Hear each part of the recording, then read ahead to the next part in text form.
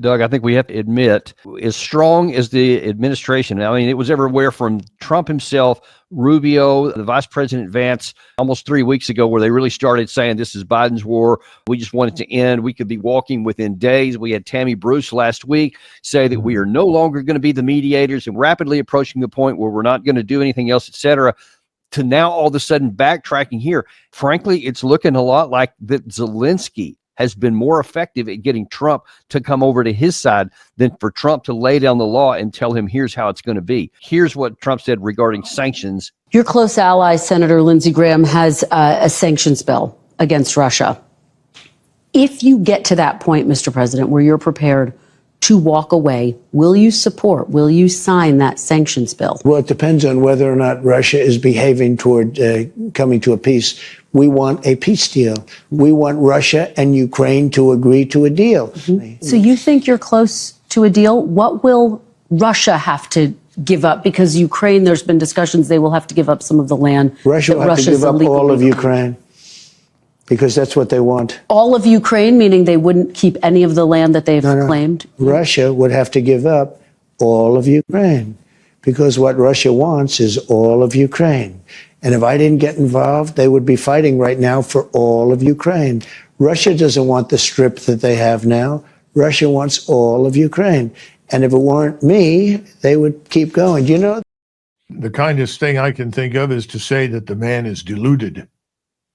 And he's placing himself and our country on a path to war with a state that's not our enemy. Now, that is gratifying to someone like Lindsey Graham, who watches his reelection campaign and private accounts fill up with money because he's an advocate for war in the Middle East against Iran and the whole world on behalf of Israel. And he's an advocate for war with Russia come what may. But that's not in the interest of the American people. The American people haven't signed up for body bags and a busted budget, financial Armageddon. The Americans want peace and prosperity. They want peace abroad and prosperity at home. He doesn't seem to understand that. We all thought that he did, which is why large numbers of us voted for him. But he appears to be extremely confused. And frankly, he's lost the bubble. So I can't expect anything to happen now. Russia is certainly not going to suddenly say, oh, please, President Trump, you're a great man, and we want to be your friend. We'll do whatever you say. That's nonsense. We've got to get out of this. He's still stuck in 1990. You know, remember, Washington is really Versailles on the Potomac.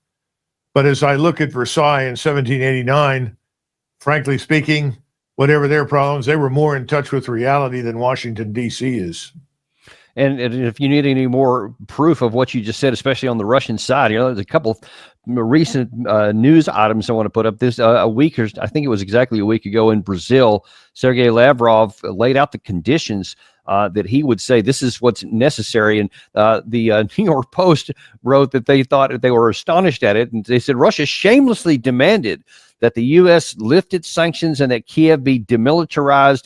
And they should also have added denazified, because those were specifically stated by Lavrov, and recognize that 20% of Ukraine belongs to a Vladimir Putin-led nation, as it refused President Trump's push for peace. Then it says Foreign Minister Lavrov insisted Monday that Russia will accept nothing less than total victory over Ukraine. Then there was a separate article out there where it was talking about on the Russian, one of their military discussion boards, where they say that a truth along the existing line, or rather along the proposed line, that since Moscow, Kiev, and Washington present is differently, guaranteed to be unstable. The best option for a truce is the withdrawal of the armed forces of Ukraine to the Dnieper River. This is really, really important. They're not talking just about what used to be the June 14 conditions, where it was going to be the 4 administrative borders. Now that most in Russia are talking about the minimum line is the Dnieper River. How do you read those two comments? From the beginning, when the Ukrainians, walked away from the negotiations in Istanbul, every astute observer said the same thing.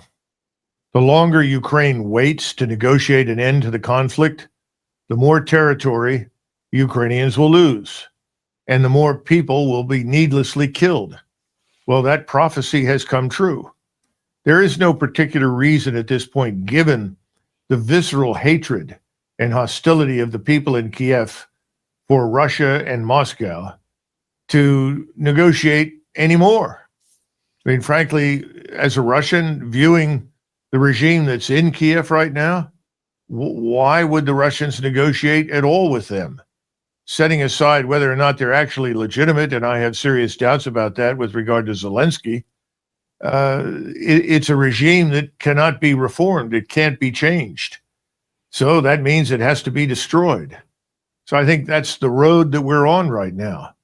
And it's odd to me that anyone would think, particularly President Trump, that he in Washington, thousands of miles away, is in a position, militarily, economically, politically, to impose a solution on the Russians. It doesn't make any sense. It's impossible. You know, it reminds me of the end of the Second World War. There were lots of people, and with good reason, that were extremely upset with Stalin's conquest of Eastern Europe. But privately, FDR admitted there was not a damn thing we could do about it. There were 15 million Soviet troops, and we were not in a position to launch a new war. So I think we're in a position that's not too dissimilar from that, except at this time, the enemy is not Stalin. Russia is not a communist state. Russia is not our sworn enemy by any stretch of the imagination. Russia is a potential friend and ally if we're willing to cultivate it, which could be very helpful to us in the Middle East and in Asia and other places where we have other interests. We have a bad habit of being myopic. Somebody once said to me years ago when I was serving in the War Plans Division of the Army Staff in the 1990s, said, you know, Doug, Washington is a one crisis, one conflict town. I think there's a lot of truth in that. We just don't have a coherent strategy. So we don't look through the lens of our interests in the various regions. We simply treat everything that is different from us or diverges from us as the enemy. And so we keep multiplying the enemies, but we resolve nothing. And I think that's what's happened in Ukraine. We haven't resolved anything because we've decided to treat Russia as the enemy. Essentially, we're the Biden administration with a new face on it. And that's very disappointing. And I don't think that's what we voted for.